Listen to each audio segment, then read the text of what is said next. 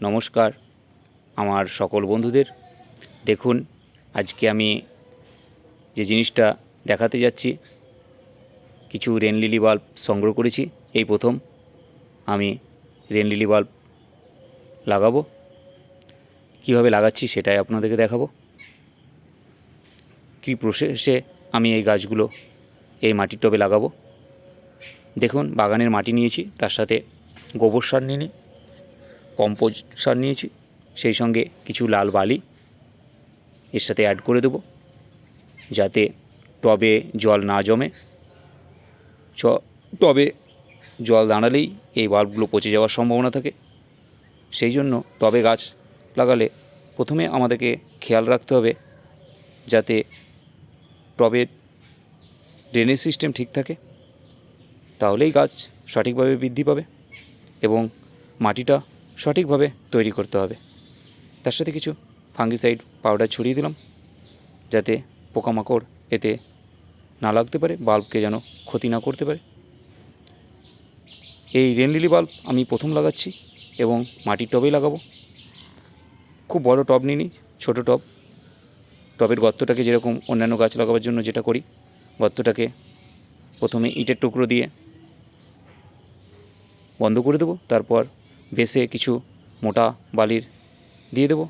আস্তে আস্তে কিছু পরিমাণ মাটি টবে ভর্তি করব। সম্পূর্ণভাবে টবে মাটি ভর্তি করব না। এবার দেখুন কত সুন্দর বাল্বগুলো প্যাকেট করে দিয়ে পাঠিয়েছে। খুব সুন্দর প্যাকেজিং, দেখুন এত সুন্দর না, দেখতেই ভালো লাগছে। আর বাল্বগুলোই ম্যাচিওর বাল্ব, সতেজ, কালকেই এসেছে। দেখুন টবের একবারে মধ্যে আমি বাল্বটি লাগাবো এবং হালকা করে এটাকে আলতো করে, খুব বেশি জোরেই করব না, এবং একটু টব ছেড়েই সম্পূর্ণভাবে মাটি ভর্তি করব না। দেখুন কত সুন্দর বাল্ব, সতেজ আর ম্যাচিওর বাল্ব। দেখুন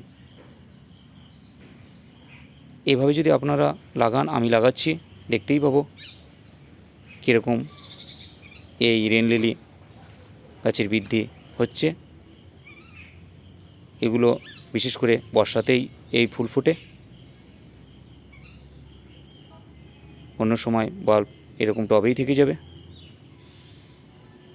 বর্ষার ফুল খুব সুন্দর সুন্দর বিভিন্ন কালারের হয়।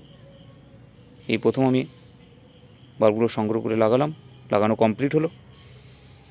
এরপর আপনারা হালকা করে একটু জল দিয়ে দেবেন। এইভাবে আপনারা লাগালে আশা করি আমিও তার ফল পাবো।